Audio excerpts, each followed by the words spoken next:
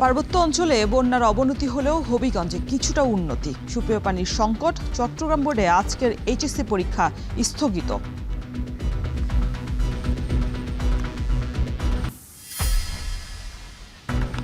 পরিবার পরিকল্পনা কর্মসূচিতে ভাটা, 2 বছরে জন্ম নিয়ন্ত্রণ উপকরণের সরবরাহ কমেছে 84%। দ্রুতই ব্যবস্থা না নিলে জন্মহার বাড়ার শঙ্কা। অনেক জায়গায় দেখা যায় আমাদের ম্যাটেরিয়ালস নেই বলে অনেকে কাজে যায় না। এটা আমরা সব স্কিমটা নিয়ে সপ্তাহের মধ্যে নিয়ে আসতেছি। আমাদের রেকর্ডে গত 5 বছর যাবত ফ্যামিলি প্ল্যানিংয়ের কোনো অ্যাক্টিভিটিজও হয়নি। পাল্টাপাল্টি হামলার পর ইরান যুক্তরাষ্ট্রকে আলোচনায় ফেরাতে চায় কাতার। বৈঠকের আগে হরমুজ ইস্যুতে তেহরানকে ওয়াশিংটনের চাপ।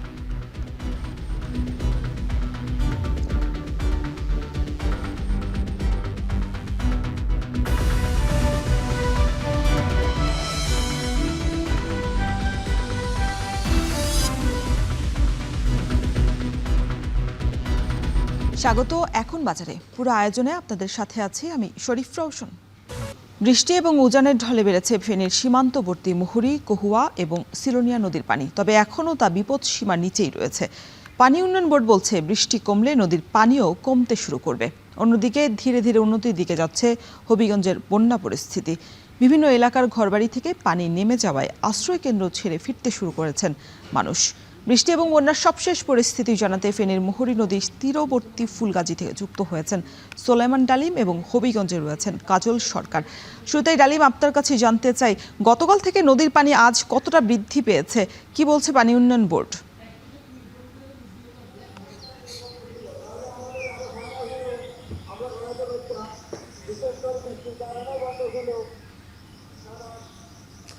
রোশন, গত 3 দিনের যে বৃষ্টি টানা বর্ষণ সেটি থেকে কিছুটা মানুষের মধ্যে স্বস্তি বিরাজ করছে, কারণ গতকাল রাতে এবং আজকে সকালে কোনো ধরনের বৃষ্টি হয়নি। তারপরে তার কারণে কিন্তু এই যে তীরবর্তী যারা মানুষ রয়েছেন তারা কিছুটা স্বস্তি বিরাজ করছেন। তারা বলছেন যে বৃষ্টি কম হলে নদীর যে পানি সেটি কমতে থাকবে। অপরদিকে পানি উন্নয়ন বোর্ডও একই ধরনের কথা আমাদেরকে বলেছেন।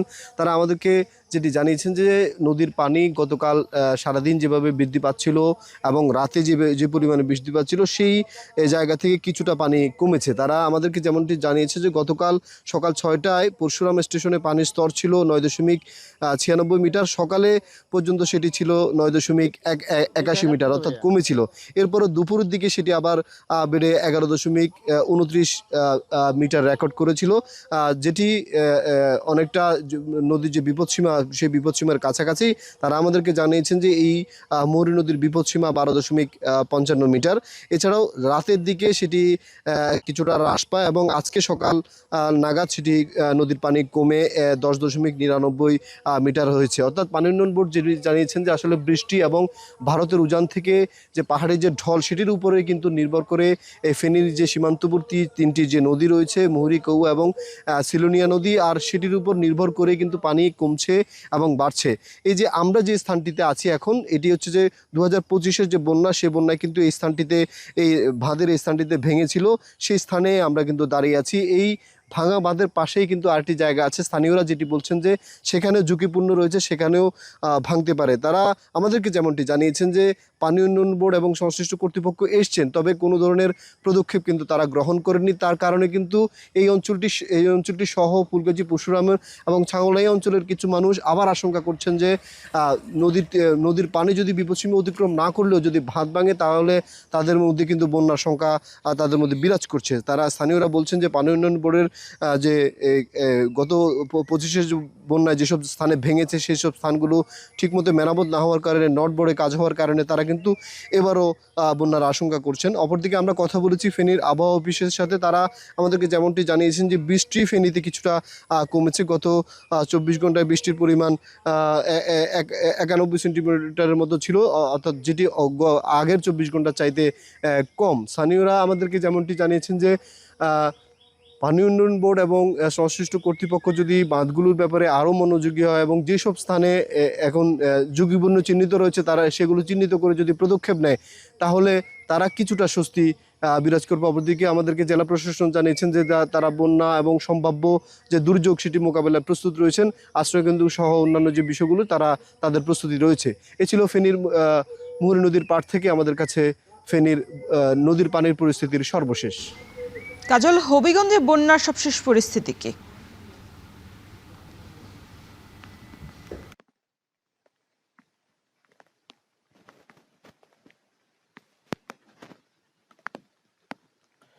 রৌশন, গতকাল দুপুরের পর থেকেই মূলত যে বন্যা কবলিত 25টি গ্রাম ছিল সেই গ্রামগুলো থেকে পানি ধীরে ধীরে নামতে শুরু করে, কেননা নদীর যে পানি সেটিও বিপদসীমার নিচে নেমে গিয়েছিল। ফলে ভাঙ্গনকৃত এলাকা দিয়ে যে পানি প্রবেশ সেই প্রবেশ কমে গিয়েছিল এবং ভাটিতে পানি নামার কারণে মূলত যে গ্রামগুলো ছিল সেই গ্রাম থেকে পানি নামতে শুরু করে। এবং বিকেলের দিকে আমরা যেটি দেখেছি যে যারা আসলে আশ্রয় কেন্দ্র কিংবা বিভিন্ন আত্মীয় স্বজনের বাড়িতে গিয়েছিলেন তারাও নিজেদের ঘর বাড়িতে ফিরতে শুরু করেছিলেন। তবে আবারও নতুন করে একটি শঙ্কা তৈরি হয়েছে, কেননা আজকে সকাল থেকে আবারও মুষলধারে বৃষ্টি শুরু হচ্ছে, কখনো থেমে থেমেও বৃষ্টি হচ্ছে। ফলে এই যে বানবাসী যারা রয়েছেন তাদেরকে নতুন করে আসলে চিন্তায় ফেলেছে।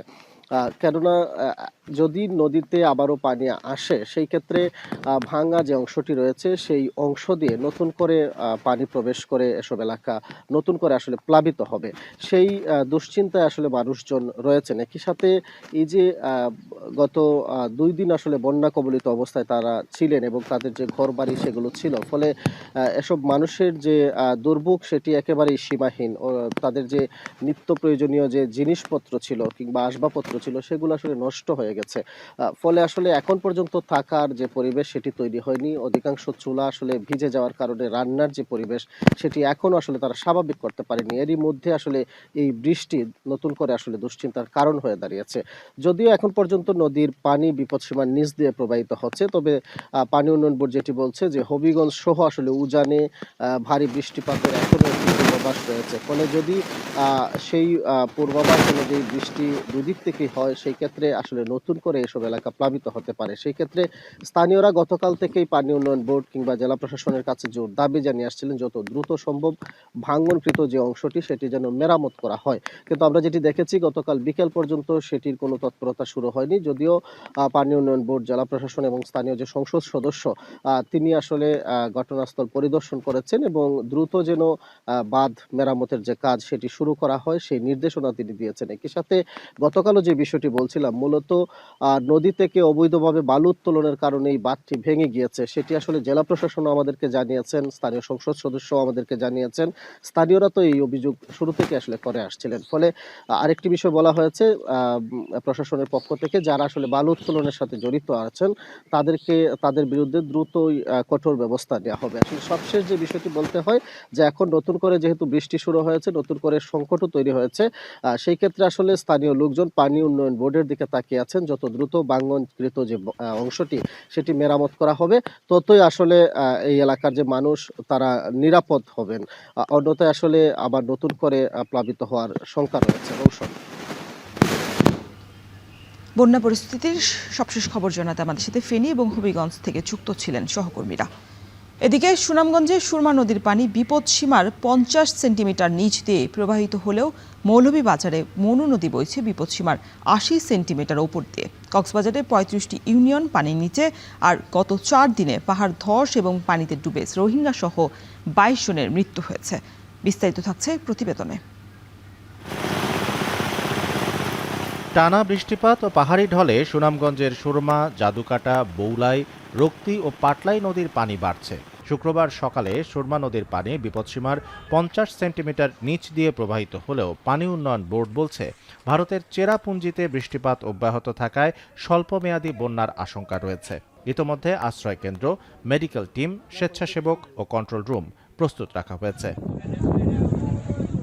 হবিগঞ্জে পরিস্থিতি আরও উদ্বেগজনক। খোয়াই নদীর বাঁধ ভেঙে অন্তত 25টি গ্রাম প্লাবিত হয়েছে, পানিবন্দী হয়ে পড়েছেন 30,000-এর বেশি মানুষ। অন্যদিকে কুমিল্লায় গোমতী নদীর পানি বৃদ্ধি পাওয়ায় চরাঞ্চলের বিস্তীর্ণ সবজি ক্ষেত পানিতে তলিয়ে গেছে। কৃষকদের আশঙ্কা এবারের মৌসুমী আবাদে বড় ধরনের লোকসান হবে। মৌলভীবাজারের মনু নদীর পানি চাঁদনী ঘাট পয়েন্টে বিপদসীমার বেশ ওপর দিয়ে প্রবাহিত হচ্ছে। রাজনগরের উজিরপুর এলাকায় প্রতিরক্ষা বাঁধ ভেঙে অন্তত 10টি গ্রাম প্লাবিত হয়েছে। কমলগঞ্জেও ঢলের পানি ঢুকে কয়েকটি গ্রাম পানিবন্দী হয়ে পড়েছে। এ পর্যন্ত ক্ষতিগ্রস্ত হয়েছে 38,530 হেক্টর জমির আউশ ধান। পাহাড়িয়া এলাকা খাজ হয়েছে আর ও যে জায়গা প্রত্যেক বছর ভাঙবে এই জায়গাটার প্রতি দৃষ্টি থাকে না। পার্বত্য অঞ্চলেও দুর্যোগের প্রভাব অব্যাহত রয়েছে। রাঙামাটিতে 7 উপজেলায় গত কয়েকদিনে 125টি পাহাড় ধসের ঘটনা ঘটেছে। কাপ্তাই হ্রদের পানি বেড়ে নিম্নাঞ্চল প্লাবিত হয়েছে। 40টি আশ্রয় কেন্দ্রে আশ্রয় নিয়েছেন 4,000-এর বেশি মানুষ। সাজেকে 2 দিন ধরে আটকা পড়া 561 জন পর্যটকের মধ্যে শুক্রবার আরও 311 জন গন্তব্যে ফিরে গেছেন। তবে শতাধিক পর্যটক এখনও সাজেকে আটকা রয়েছেন। বান্দরবানে পানি কিছুটা কমলেও সাঙ্গু, মাতামুহুরী ও বাঁকখালী নদীর পানি এখনও বিপদসীমার ওপরে। অনেক এলাকায় সড়ক যোগাযোগ, বিদ্যুৎ ও মোবাইল নেটওয়ার্ক স্বাভাবিক হয়নি। এমন পরিস্থিতিতে পৌর এলাকার আশ্রয় কেন্দ্রে আশ্রয় নিয়েছেন অন্তত 5,000 মানুষ। সবচেয়ে ভয়াবহ পরিস্থিতি কক্সবাজারে। জেলার অন্তত 35টি ইউনিয়ন প্লাবিত হয়েছে। গত 4 দিনে পাহাড় ধস ও পানিতে ডুবে রোহিঙ্গা সহ 22 জনের মৃত্যু হয়েছে। পেকুয়ায় মাতামুহুরী নদীর বেড়িবাঁধ ভেঙে নতুন নতুন এলাকায় পানি ঢুকছে। ক্ষতিগ্রস্তদের মধ্যে ত্রাণ বিতরণ চলছে। উপজেলা আসলে তো আপনারা জানেন গত 1 সপ্তাহ ধরে মানে প্রতিদিনই অতি মাত্রায় বৃষ্টি হচ্ছে। এই কারণে রামুর প্রায় সবগুলাই এনে বন্যায় আক্রান্ত। পটুয়াখালী ও বরগুনাতেও ঝোড়ো হাওয়া ও মাঝারি থেকে ভারী বৃষ্টিপাত অব্যাহত রয়েছে। নদ নদীর পানি বৃদ্ধি পাওয়ায় বেড়েছে ভাঙনের আশঙ্কা। বৈরী আবহাওয়ায় সাগরে মাছ ধরা বন্ধ থাকায় বিপাকে পড়েছেন হাজারো জেলে। বরগুনার উপকূলে ট্রলার ডুবির ঘটনায় এখনও নিখোঁজ রয়েছেন 2 জেলে। হঠাৎ করে সাগরে আবহাওয়া খারাপ হয়ে গেলে আইতে আইতে একটা অ্যাক্সিডেন্ট হয়ে গেছে। বঙ্গোপসাগরের জাল ভাই, ঠিক আছে, এই বাধাঘাট নিয়ে আমরা ওই কোম্পানিরে আমরা বুঝ দিতে পারি না। নোয়াখালীর দ্বীপ উপজেলা হাতিয়াতেও টানা বর্ষণ ও অস্বাভাবিক জোয়ারে জনজীবন বিপর্যস্ত হয়ে পড়েছে। জোয়ারের পানিতে উপজেলার 7টি ইউনিয়নের বিস্তীর্ণ নিম্নাঞ্চল প্লাবিত হয়েছে। তমরদ্দি, সুখচর, জাহাজমারা ও নলচিরা সহ বিভিন্ন এলাকায় বসতঘর, রাস্তাঘাট, মাছের ঘের ও কৃষি জমি পানিতে তলিয়ে গেছে। প্লাবিত হয়েছে নিঝুম দ্বীপ সহ মূল ভূখণ্ড থেকে বিচ্ছিন্ন একাধিক চরাঞ্চল। ক্ষতিগ্রস্ত এলাকায় উপজেলা প্রশাসনের 11টি পৃথক টিম জরুরি খাদ্য সহায়তা নিয়ে কাজ করছে। তবে দীর্ঘস্থায়ী বন্যার কোনো শঙ্কা নেই বলে জানিয়েছে বন্যা পূর্বাভাস ও সতর্কীকরণ কেন্দ্র। এরই মধ্যে কমতে শুরু করেছে 5টি নদীর পানি। বৃষ্টিপাত কমার সাথে সাথে নদীর পানিও কমে গিয়ে আকস্মিক বন্যা পরিস্থিতিরও উন্নতি হবে বলে আশা প্রকাশ করেন এই কর্মকর্তা। 5টা নদীর 9টা পানি সমতল স্টেশন বর্তমানে বিপদসীমার উপর অবস্থান করছে। এই নদীগুলো হলো আমার মূলত বান্দরবান এবং কক্সবাজার জেলার সাঙ্গু এবং মাতামুহুরী নদী, মৌলভীবাজার এবং হবিগঞ্জ জেলার মনুক, খোয়াই নদী এবং সেই সাথে কুশিয়ারা নদী 2টি পয়েন্টে বর্তমানে বিপদসীমার উপরে অবস্থান করছে। পানি সামগ্রিকভাবে পানি সমতল হ্রাস পেয়েছে, যদিও এখন ওইসব অঞ্চলে এখনও বৃষ্টিপাত হচ্ছে এবং আবহাওয়া অফিস থেকে আমরা যে তথ্য পেয়েছি যে অতি ভারী বৃষ্টিপাতের প্রবণতা অনেকটাই কমে এসেছে। শামসুল আরেফিন, এখন। পরামর্শ মিললেও পাওয়া যাচ্ছে না জন্ম নিয়ন্ত্রণ উপকরণ। মাঠ পর্যায়ে মুখ থুবড়েই পড়েছে পরিবার পরিকল্পনা কর্মসূচি। 2 বছরে 5 ধরনের জন্ম নিয়ন্ত্রণ উপকরণের সরবরাহ কমেছে প্রায় 84%। বিশেষজ্ঞরা বলছেন এই সংকট দ্রুতই সামাল দিতে না পারলে জন্মহারের গতিতে হ্রাস টানা যাবে না। যদিও মন্ত্রীর আশ্বাস, কয়েক মাসের মধ্যেই ফিরবে এই গতি। আহাদ আহমেদের ক্যামেরায় মাহবুব হাসান রিপনের বিশেষ প্রতিবেদন।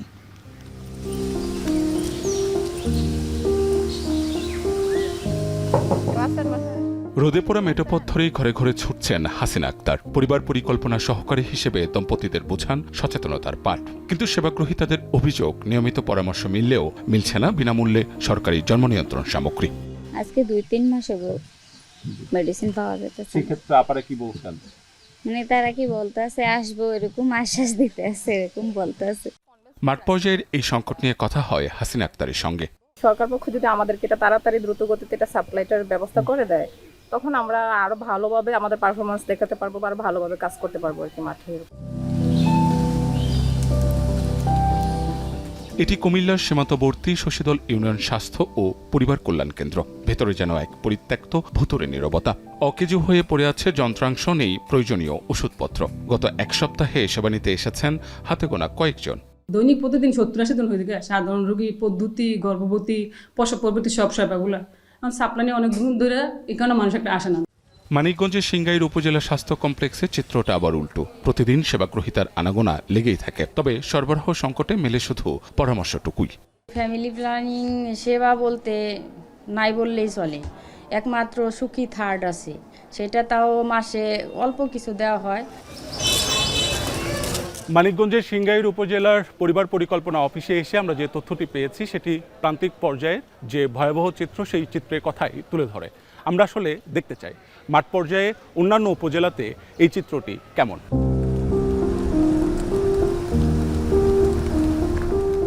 সিংগাই ছাড়িয়ে আমাদের পরবর্তী গন্তব্য এবার পদ্মা তীরের হরিরামপুর। উত্তাল পদ্মা পাড়ি দিয়ে ছুটে চলছে দুর্গম চরাঞ্চল পাটগ্রামের পথে। ঢেউয়ের তালে দুলতে থাকা নৌকায় যেন বলে দেয় এই জনপদে পৌঁছানো মানেই এক কঠিন সংগ্রাম। এখানে নেই মাঠকর্মীর নিয়মিত পরিদর্শন পরামর্শ, নেই জন্ম নিয়ন্ত্রণ সামগ্রীর সরবরাহটুকু।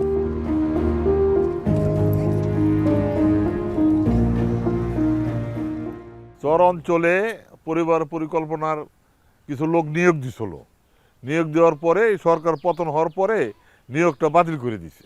পরিসংখ্যান বলছে গত 2 বছরে চাহিদার তুলনায় জন্ম নিয়ন্ত্রণ উপকরণের সরবরাহ কমেছে প্রায় 84.63%। এর মধ্যে প্রতি মাসে প্রয়োজনের তুলনায় কন্ডোমের সরবরাহ কমেছে প্রায় 91.57%। ওরাল পিল ও ইনজেক্টেবলের সরবরাহ কমেছে যথাক্রমে প্রায় 75 ও 98%। উল্লেখযোগ্যভাবে কমেছে ইমপ্ল্যান্ট ও আইইউডির ব্যবহারও। সেক্টর প্রোগ্রামটি যখন শেষ হয়ে গিয়েছে, নতুন কার্যক্রম হাতে নিতে সময় লেগেছে এবং একটি নতুন ডিপিপি তৈরি হয়েছে এবং এটাও একটা সময় লেগেছে। এর মধ্য দিয়ে বাজেটের একটা ক্রাইসিস ছিল, এই সব কিছু মিলে এই সংকটটা তৈরি হয়েছে। মাঠ পর্যায়ে এই স্থবিরতার ভয়াবহ প্রভাব পড়েছে অনাকাঙ্ক্ষিত গর্ভধারণ, গর্ভপাত ও মাতৃ মৃত্যুহারে। ইউনিসেফের MICS প্রতিবেদন বলছে 2011 থেকে 2021 সাল পর্যন্ত প্রজনন হার 2.3 থাকলেও 2025-এ এসে তা বৃদ্ধি পেয়ে দাঁড়িয়েছে 2.4-এ। বিশেষজ্ঞরা বলছেন প্রয়োজন জন্ম নিয়ন্ত্রণ কার্যক্রমে গতি সঞ্চার করা। জন্ম নিয়ন্ত্রণের কাজগুলো দ্রুত শুরু করা দরকার এবং জন্ম নিয়ন্ত্রণ সামগ্রী আমদানি করা বা দেশে তৈরির ব্যবস্থা করে প্রত্যেকটা ঘরে ঘরে পৌঁছে দেওয়ার যে কার্যক্রম একসময় চলতো, সেটাকে আবার পুনরায় গতি সঞ্চার করতে হবে। জন্ম নিয়ন্ত্রণ কর্মসূচির সামগ্রিক কার্যক্রম নিয়ে আমরা কথা বলি স্বাস্থ্য ও পরিবার কল্যাণ মন্ত্রীর সঙ্গে। মাঠ পর্যায়ে উপকরণের ঘাটতি, পরামর্শ কার্যক্রমের স্থবিরতা এবং জন্মহার বৃদ্ধির যে শঙ্কা তৈরি হয়েছে, সেখানে কি ধরনের উদ্যোগ নিতে যাচ্ছে সরকার? অনেক জায়গায় দেখা যায় আমাদের ম্যাটেরিয়ালস নাই বলে অনেকে কাজে যায় না। এটা আমরা সব স্টিমলে নিয়ে সপ্তাহের মধ্যে নিয়ে আসতেছি। কাউন্সিলিং করতে হবে, সেটা একসময় হয়েছে। আমাদের রেকর্ডে গত 5 বছর যাবৎ ফ্যামিলি প্ল্যানিংয়ের কোনো অ্যাক্টিভিটিসও হয়নি এবং ম্যাটেরিয়ালসগুলো তাড়াতাড়ি পাওয়ার জন্য আমরা যারা বিডার ছিল তাদেরকে আমরা চাপে রাখছি যাতে তাড়াতাড়ি পেয়ে, উইদাউট এনি ফার্দার ডিলে। কন্ডোমটা খুব তাড়াতাড়ি আমরা পেয়ে যাবো, উই আর সাফিসিয়েন্ট। ট্যাবলেটটা পাইতে আমাদের একটু টাইম লাগবে। আগামী বছরের মধ্যে আমরা প্রোডাক্টিভিটি হারটাকে ফার্টিলিটিটাকে আমরা কমিয়ে আনবো। অর্থনৈতিক সমীক্ষা 2025 অনুযায়ী দেশে মোট জনসংখ্যা 17,22,00,000-এর মতো। বার্ষিক জনসংখ্যা বৃদ্ধির হার 1.12%। তবে সাম্প্রতিক সময়ে প্রজনন হার বেড়ে যাওয়ায় জনসংখ্যা বৃদ্ধির শঙ্কা সংশ্লিষ্টদের। পটুয়াখালীতে সরবরাহ কম থাকায় সামুদ্রিক নদী এবং ঘেরের মাছের দাম প্রকারভেদে কেজি প্রতি বেড়েছে 10 থেকে 100 টাকা পর্যন্ত। এ নিয়ে আরও বিস্তারিত জানাতে গলাপাড়া পাইকারি মাছ বাজার থেকে যুক্ত হয়েছেন সহকর্মী জসিম পারভেজ। জসিম, মাছের সরবরাহ কম থাকার কারণ কি? দাম নিয়ে কি বলছেন ক্রেতা বিক্রেতারা?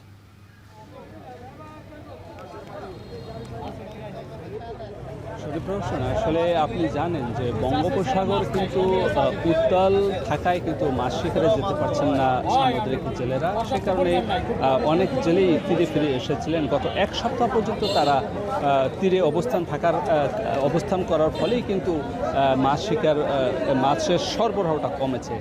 সামুদ্রিক মাছের বেলায় এমনটি হয়েছে, কিন্তু যে চাষের যে মাছ রয়েছে সে মাছের যে এখন উৎপাদন সেটি অনেকাংশেই কমে গেছে, আর সে কারণে কিন্তু সরবরাহ কমেছে। আর নদীর কথা যদি বলি, নদীও কিন্তু গত 1 সপ্তাহ পর্যন্ত উত্তাল ছিল এবং এখন কিন্তু ডালা মৌসুম চলছে।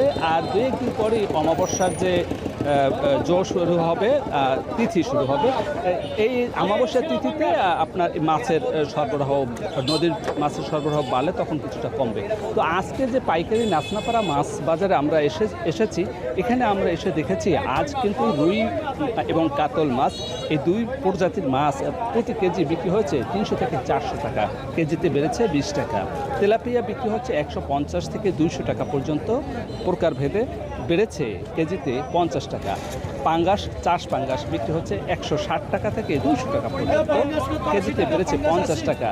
দেশি পাঙ্গাস কম হলেও প্রতি কেজি বিক্রি হচ্ছে 500 টাকা থেকে 600 টাকা, এখানে কেজিতে বেড়েছে 100 টাকা। সিলভার কার্প বিক্রি হচ্ছে 200 টাকা, কেজিতে বেড়েছে 20 টাকা। সামুদ্রিক গাগরা মাছ বিক্রি হচ্ছে 450 টাকা, কেজিতে বেড়েছে 50 টাকা। চাষ শিং বিক্রি হচ্ছে 350 থেকে 400 টাকা, কেজিতে বেড়েছে 20 টাকা। এছাড়া যে অন্যান্য মাছ, যে মধ্যে পোয়া মাছ, সামুদ্রিক পোয়া মাছ বিক্রি হচ্ছে 400 থেকে 500 টাকা, কেজিতে বেড়েছে 100 টাকা। মাগুর মাছ, চাষ মাগুর বিক্রি হচ্ছে 130 টাকা থেকে 150 টাকা পর্যন্ত বিক্রি হচ্ছে, 20 টাকা কেজিতে বেড়েছে। এবং তপসী মাছ বিক্রি হচ্ছে 500 টাকা কেজি এবং প্রতি কেজিতে বেড়েছে 100 টাকা। আমরা এখানকার যে ব্যবসায়ী রয়েছে তাদের সঙ্গে কথা বলেছি, তারা বলেছেন যে এই পাইকারি বাজারে মাছের সরবরাহ যদি বেশি থাকে তাহলে দামটা কম থাকে এবং এখান থেকে যে সকল পাইকাররা কিনে নিয়ে খুচরা হাট বাজারে বেচা বিক্রি করছেন তারা আরও 100 থেকে 50 টাকা, 50 থেকে 100 টাকা আরও বেশি করে বেচা বিক্রি করছেন। এতে কিছুটা চাপ বাড়ছে, খুচরা যে ভোক্তা পর্যায়ে কিছুটা দাম বাড়ার একটা অস্বস্তি প্রকাশ করছেন ক্রেতারা। এক কথা বলা যায়, মাছের সরবরাহ বাড়লে দাম কমবে, আর সরবরাহ কম থাকলে মাছের দামটা চড়াই থাকে। এছাড়া আমাদের সবশেষ মাছ বাজারের পরিস্থিতি জানাতে পটুয়াখালীর কলাপাড়া থেকে শেরপুরে প্রায় 9.5 কোটি টাকার নির্মিত আধুনিক স্যানিটারি ল্যান্ডফিল থাকার পরও পৌর শহরের সব ময়লা আবর্জনা ফেলা হচ্ছে মৃগী নদীর পাড়ে। এতে নদী দূষণের পাশাপাশি স্বাস্থ্য ঝুঁকিতে পড়েছেন ওই এলাকার হাজারো মানুষ। শেরপুর থেকে জাহিদুল খান সৌরভের প্রতিবেদন। 2022 সালে শেরপুর পৌরসভার একটি প্রকল্পের আওতায় প্রায় 6.5 কোটি টাকায় 3 একর জমি অধিগ্রহণ এবং স্থাপনা নির্মাণে আরও 3.5 কোটি টাকা ব্যয়ে শহরের অষ্টমী তলায় আধুনিক ডাম্পিং স্টেশন নির্মাণ করা হয়। অথচ পৌর এলাকার আবর্জনা সেখানে না ফেলা হয় মিরগঞ্জে মৃগী নদীর পাশের জমিতে। নিজস্ব আধুনিক প্রযুক্তি নির্ভর স্যানিটারি ল্যান্ডফিল থাকলেও এভাবে উন্মুক্ত স্থানে পরিত্যক্ত প্লাস্টিক সামগ্রী, পলিথিন, আবাসিক ও হাসপাতালের বর্জ্য ফেলে নদীসহ পরিবেশ দূষণে পৌর কর্তৃপক্ষের খামখেয়ালিপনাকে দায়ী করছেন অনেকে। আমাদের এই মিরকি নদীর কাছে আমাদের বাড়ি, এই মিরকি নদীর পানির কালো হয়ে গেছে এই ময়লা ফেলানোর কারণে, দুর্গন্ধে পোলাপানের শ্বাসকষ্ট, কাশ, নিউমোনিয়া, এগুলো দেখা দিতেছে। পোলাপান লেখাপড়া করতে পারে না, অনেক গন্ধে এলাকার লোকজন খুব অতিষ্ঠ হয়ে গেছে। আমরা অনেক দিন যাবত এই ময়লা ফেলানোর জন্য নিষেধ করছি, ওরা মানে না। বর্জ্য থেকে জ্বালানি তেল উৎপাদনের প্রকল্পটি বৃহৎ আকারে করতে পারলে এসব আবর্জনাকে সম্পদে পরিণত করা সম্ভব বলে জানান শেরপুর পৌরসভার সমাজ উন্নয়ন কর্মকর্তা। এই বর্জ্য যতদিন পর্যন্ত সম্পদে পরিণত করতে না পারবো ততদিন পর্যন্ত আমাদের জন্য এটা বোঝা হয়ে দাঁড়ায়। আমি আশা করবো যে কেন্দ্রীয় সরকার যাতে এদিকে দৃষ্টি দিলে আমাদের এই দুর্বলতা থেকে আমরা কাটিয়ে উঠবো এবং এটাকে সম্পদে পরিণত করতে পারবো। এদিকে সাধারণ মানুষের দুর্ভোগ এড়াতে বর্জ্য ব্যবস্থাপনায় নতুন প্রকল্প হাতে নেওয়ার আশ্বাস দিলেন পৌর প্রশাসক। আমরা খুবই অস্থায়ী ভিত্তিতে ময়লা ফেলছি, আমরা খাস জমি খুঁজছি নতুন ডাম্পিং গ্রাউন্ড করার জন্য। ইতিমধ্যেই সরকার এই বিষয়ে আমাদেরকে নিকট পত্র প্রেরণ করেছে। তো খাস জমি পেলে পৌরসভা অথবা পৌরসভার বাইরে কাছাকাছি নিকটবর্তী এলাকায় আমরা সেই খাস জমিটাকে নতুন ডাম্পিং গ্রাউন্ড হিসেবে ব্যবহার করব এবং তখন মিরগঞ্জ ডাম্পিং গ্রাউন্ডটাকে আমরা ক্লোজ করে দিব। পৌর কর্তৃপক্ষের তথ্য মতে শেরপুর পৌর শহরে 9টি ওয়ার্ডে প্রতিদিন প্রায় 30 টন বর্জ্য উৎপন্ন হয়, যেখানে 15 টন বর্জ্য পশ্চিমীতলা নিজস্ব ডাম্পিং স্টেশনে ফেলেও স্থান সংকুলন না হওয়ায় বাকি 15 টন বর্জ্য ফেলা হয় মৃগী নদীর তীরে। জাহিদুল খান সৌরভ, এখন শেরপুর। বরগুনায় মহামারী আকারে ছড়িয়ে পড়েছে গবাদি পশুর খুরা এবং লাম্বি স্কিন রোগ।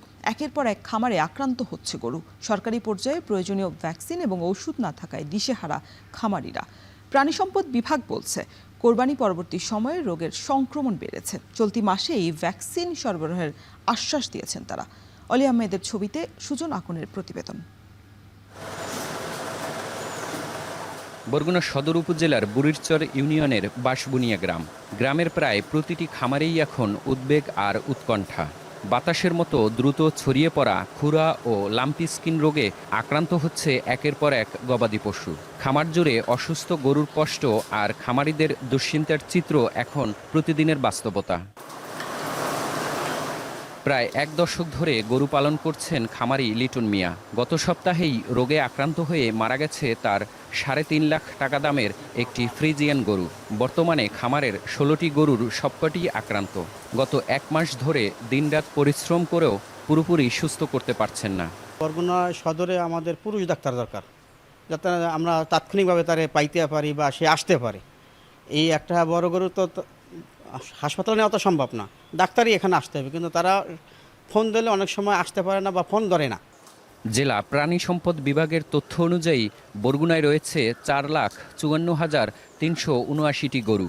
এরই মধ্যে খুরা ও লাম্পি স্কিন রোগে 1.5 শতাধিক গরুর মৃত্যু হয়েছে, যার বড় অংশই উন্নত জাতের বাছুর। অথচ সরকারি হাসপাতালে নেই প্রয়োজনীয় ভ্যাকসিন কিংবা ওষুধ। ফলে বাজার থেকে অতিরিক্ত দামে ওষুধ কিনে চিকিৎসা করাতে গিয়ে আর্থিক সংকটে পড়েছেন খামারিরা। খামারিদের অভিযোগ, মাঠ পর্যায়ে প্রয়োজনীয় চিকিৎসা সেবাও মিলছে না। সময়মতো চিকিৎসা ও ভ্যাকসিনের অভাবে প্রতিনিয়ত বাড়ছে আক্রান্ত পশুর সংখ্যা। বিশেষ করে ছোট গরু ও বাছুরের মৃত্যুর ঘটনা তাদের আরও শঙ্কিত করে তুলছে। ফুসকা পড়ছে, ওষুধ করছি, ওষুধ করণে কমে না, যার কারণে এইমাত্র নিয়ে এসেছি হাসপাতালে। সরকারি যেটা দিত সেটা 150 টাকা করে নিত পার গরুর, 150 টাকা। আর বাইরে যেটা সেটা 3000 থেকে 4000 টাকার মধ্যে। বাইডুন দিয়ে ধুইয়ে ফেলাই যে করছি, সেই এখন আবার আসুক কই ঠ্যাংটা ফুলল, সেই দিকে আবার মহিলা ডাক্তারের দ্বার লেগেছে। প্রাণী সম্পদ বিভাগের দাবি, কোরবানির পশুর হাটে বিভিন্ন এলাকা থেকে পশু আনা নেয়ায় সংক্রমণ বেড়েছে। পরিস্থিতি মোকাবিলায় প্রয়োজনীয় ভ্যাকসিনের চাহিদা ইতিমধ্যে ঊর্ধ্বতন কর্তৃপক্ষের কাছে পাঠানো হয়েছে। চলতি জুলাই মাসের মধ্যেই ভ্যাকসিন পাওয়া যাবে বলে আশা করছেন সংশ্লিষ্ট কর্মকর্তা। আমরা অলরেডি চাহিদা দিয়েছি, খুব শীঘ্রই এসে পড়বে। আর আমাদের আসলে লোকবল সংকট আছে, যেমন আমি উপজেলা প্রাণী সম্পদ কর্মকর্তা, ভেটেরিনারি সার্জন উনি নেই, আর আমাদের উপসহকারী তারাও নেই, একজন ট্রেনিংয়ে আছেন। তো আমাদের লোকবল স্বল্পতার মধ্যে আমরা সর্বোচ্চ চেষ্টা করতেছি জনগণকে সর্বোচ্চ সেবা দেওয়ার। বিশেষজ্ঞদের মতে খুরা রোগ ছোঁয়াচে ভাইরাসজনিত সমস্যা। আক্রান্ত পশুকে দ্রুত আলাদা রাখা, খামার নিয়মিত জীবাণুমুক্ত করা এবং সময়মতো চিকিৎসা নিশ্চিত করলেই এই রোগের বিস্তার নিয়ন্ত্রণ করা সম্ভব। সুজন আকন, এখন বরগুনা। আলোচনায় ফেরার আগে হরমুজ প্রণালীতে জাহাজ চলাচল সচল করতে ইরানকে চাপ দিচ্ছে যুক্তরাষ্ট্র। আল জাজিরার তথ্য মতে হরমুজে চলাচলকারী জাহাজে হামলা বন্ধের নিশ্চয়তা হিসেবে তেহরানের পক্ষ থেকে প্রকাশ্য বিবৃতি চায় ওয়াশিংটন। এমন প্রেক্ষাপটে দুই দেশকে আবারও আলোচনায় ফেরাতে ইরানে অবস্থান করছেন কাতারি প্রতিনিধি দল। রয়টার্স জানিয়েছে, সাম্প্রতিক হামলার জেরে টানা 3য় দিনের মতো হরমুজে বাণিজ্যিক জাহাজ চলাচল ব্যাহত হচ্ছে। 12 ঘন্টার এক শিফটে পার হচ্ছে 6টি নৌযান, যেখানে গেল সপ্তাহে এই সংখ্যা ছিল 18 থেকে 22। হরমুজ ইস্যুতে কোনো প্রতিক্রিয়া না জানালেও ইরানের পররাষ্ট্র মন্ত্রণালয়ের সাফ বার্তা, ওয়াশিংটন সমঝোতা স্মারকের প্রতিশ্রুতি ভঙ্গ করলে পাল্টা ব্যবস্থা নেবে তেহরান। আর ট্রাম্পের দাবি, ইরানের অনুরোধে আবারও আলোচনায় ফিরতে আগ্রহী যুক্তরাষ্ট্র, তবে থাকবে না কোনো যুদ্ধবিরতি। কয়েকদিনের পাল্টাপাল্টি হামলার পর মধ্যস্থতাকারী পক্ষগুলো যুক্তরাষ্ট্র এবং ইরানকে আলোচনার টেবিলে ফেরানোর উদ্যোগ নিলেও সমাধান আসবে কিনা তা নিয়ে তৈরি হয়েছে ধোঁয়াশা। বিশ্লেষকরা বলছেন, হরমুজ প্রণালীর রুট বিতর্ক এবং লেবাননে চলমান ইসরায়েলি হামলা যুক্তরাষ্ট্র ইরান স্থায়ী শান্তি চুক্তির পথে প্রধান বাধা। অর্ণব প্রসাদের প্রতিবেদন। সমঝোতা স্মারক সইয়ের 1 মাস না পেরোতেই গেল মঙ্গলবার থেকে হরমুজ ইস্যুতে কয়েক দফা পাল্টাপাল্টি হামলায় লিপ্ত হয় যুক্তরাষ্ট্র ইরান। এমনকি প্রয়াত সর্বোচ্চ নেতা আয়াতুল্লাহ আলী খামেনির দাফনের সময় বিস্ফোরণে কেঁপে ওঠে ইরানের একাধিক শহর। যদিও বৃহস্পতিবারের হামলার দায় অস্বীকার করে ওয়াশিংটন জানিয়েছে আলোচনা চালিয়ে যেতে প্রস্তুত তারা। এছাড়াও আল জাজিরা বলছে, ওয়াশিংটন তেহরানকে ফের আলোচনার টেবিলে বসাতে উদ্যোগ নিচ্ছে মধ্যস্থতাকারী দেশগুলো। এর আগে কথা ছিল, প্রয়াত সুপ্রিম লিডারের দাফন অনুষ্ঠানের সময় ইরানে হামলা চালাবে না যুক্তরাষ্ট্র। পাশাপাশি শনিবার অমীমাংসিত ইস্যুগুলো নিয়ে আলোচনার জন্য ফের বৈঠকে বসবে যুক্তরাষ্ট্র ইরান। তবে যুক্তরাষ্ট্র প্রতিশ্রুতি ভঙ্গ করায় ইরান ফের আলোচনার টেবিলে ফেরত আসবে কিনা তা নিয়ে তৈরি হয়েছে সংশয়। এরই মধ্যে ইসলামী প্রজাতন্ত্রের সাব বার্তা, হামলা চালালে আলোচনার টেবিলে ফেরত যাবে না তারা। যদিও ট্রাম্প বলছে ইরানের অনুরোধে আলোচনা চালিয়ে যেতে প্রস্তুত ওয়াশিংটন। এমন বাস্তবতায় মধ্যস্থতাকারী পক্ষগুলো দুই দেশকে আলোচনার টেবিলে বসালেও বিবাদমান ইস্যুগুলোতে কোনো সমাধান আসবে কিনা তা নিয়ে তৈরি হয়েছে ধোঁয়াশা। বিশ্লেষকরা বলছেন যুক্তরাষ্ট্র ইরানের ঐকমত্যে পৌঁছানোর পথে প্রধান বাধা হরমুজ ও লেবানন। কেননা সমঝোতা স্মারক অনুযায়ী আগামী 60 দিন হরমুজ প্রণালীতে টোলবিহীন নিরাপদ জাহাজ চলাচলের প্রতিশ্রুতি দেয় ইরান। এছাড়াও জলপথটির ভবিষ্যৎ নির্ধারণে ওমানের সঙ্গে আলোচনার টেবিলেও বসেছে তেহরান। কিন্তু মূল বিপত্তি জাহাজ চলাচলের রুট নিয়ে। তেহরান চায় সব জাহাজকে ইরান উপকূলের কাছ দিয়ে হরমুজ অতিক্রম করতে হবে। এটি অমান্য করে কোনো জাহাজ ওমান সীমান্তের কাছাকাছি রুট দিয়ে ভিড়লেই সেগুলোতে টার্গেট করছে আইআরজিসি। এছাড়াও যুক্তরাষ্ট্র ইরান স্থায়ী শান্তি চুক্তির পথে আরেকটি বড় বাধা লেবানন। সমঝোতা স্মারক অনুযায়ী লেবানন সহ সব ফ্রন্টে অবিলম্বে যুদ্ধ বন্ধ করবে ইসরায়েল। কিন্তু লেবানন সংঘাতের নেপথ্যের দুই পক্ষ ইসরায়েল ও লেবানন এই চুক্তিতে স্বাক্ষর করেনি। তাই সমঝোতা স্মারক সইয়ের পরও নানা অজুহাতে লেবাননে হামলা অব্যাহত রেখেছে আইডিএফ। আর সংঘাত বন্ধে গেল জুনে যে কাঠামো চুক্তিতে সম্মত হয় ইসরায়েল ও লেবানন সরকার, সেখানেও লেবানন থেকে ইসরায়েলি বাহিনী প্রত্যাহারের কথা স্পষ্টভাবে বলা হয়নি, বরং কাঠামো চুক্তিতে হিজবুল্লাহ নিরস্ত্রীকরণের বিষয়টি জোর দেয়া হয়েছে, যা বারবার প্রত্যাখ্যান করছে ইরান সমর্থিত গোষ্ঠীটি। অর্ণব প্রসাদ, এখন বিশ্ব। জ্বালানি সংকট প্রকট হওয়ায় বৈদ্যুতিক গাড়ির প্রতি ঝুঁকছে রুশ নাগরিকরা। এ কারণে বাড়তি ভিড় বৈদ্যুতিক গাড়ির শোরুমে। এদিকে জ্বালানি সংকট মোকাবিলায় ডিজেল এবং জেট ফুয়েল রপ্তানিতে নিষেধাজ্ঞা দিয়েছে রাশিয়া। পাশাপাশি ভারত থেকে পেট্রোলও কিনছে মস্কো। তেলের পাম্পে ভোক্তাদের ভিড় বাড়তে থাকায় শৃঙ্খলা আনতে পুলিশের সঙ্গে যোগ দিয়েছে স্থানীয় আধা সামরিক বাহিনীও। অর্ণব প্রসাদের প্রতিবেদন। ওকসানা ইয়াসিনস্কায়া একজন রুশ নাগরিক। ইউক্রেন যুদ্ধের জেরে রাশিয়া জুড়ে জ্বালানি সংকট দিন দিন তীব্র হওয়ায় সম্প্রতি ডিজেল চালিত গাড়ি ছেড়ে বৈদ্যুতিক গাড়ি কিনেছেন ইয়াসিনস্কায়া। Второй автомобиль в семье, второй устаревший, мы его решили обменять. И, соответственно, эта история, которая случилась не так давно, она нас подтолкнула, собственно, к приобретению, то есть рассматривали. যেখানে রাশিয়ার তেলের পাম্পগুলোতে তীব্র হাহাকার, সেখানে সহজেই চার্জিং পয়েন্টগুলোতে বৈদ্যুতিক গাড়ির ব্যাটারি চার্জ করতে পারছেন চালকরা। শুধু ইয়াসিনস্কায়া নয়, জ্বালানি সংকটের কারণে পাম্পগুলোতে সৃষ্ট ভোগান্তি এড়াতে বৈদ্যুতিক গাড়ির প্রতি ঝুঁকছে অনেক রুশ নাগরিক। এ কারণে বাড়তি ভিড় লক্ষ্য করা যাচ্ছে বৈদ্যুতিক গাড়ির সবগুলোতে। এদিকে অভ্যন্তরীণ জ্বালানি বাজারে স্থিতিশীলতা আনতে ডিজেল ও জেট ফুয়েল রপ্তানির ওপর নিষেধাজ্ঞা আরোপ করেছে মস্কো।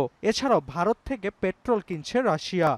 Временное частичное сокращение объемов производства бензинов и дизеля. По вашему поручению, Владимир Владимирович, правительством в целях стабилизации ситуации на внутреннем рынке были приняты следующие меры.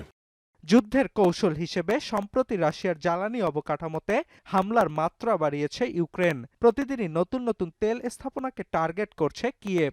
এতে করে তেল সমৃদ্ধ রাশিয়ায় দেখা দিয়েছে তীব্র জ্বালানি সংকট। ঘন্টার পর ঘন্টা লাইনে থেকেও প্রয়োজনীয় ডিজেল ও গ্যাসোলিন পাচ্ছে না অনেকে।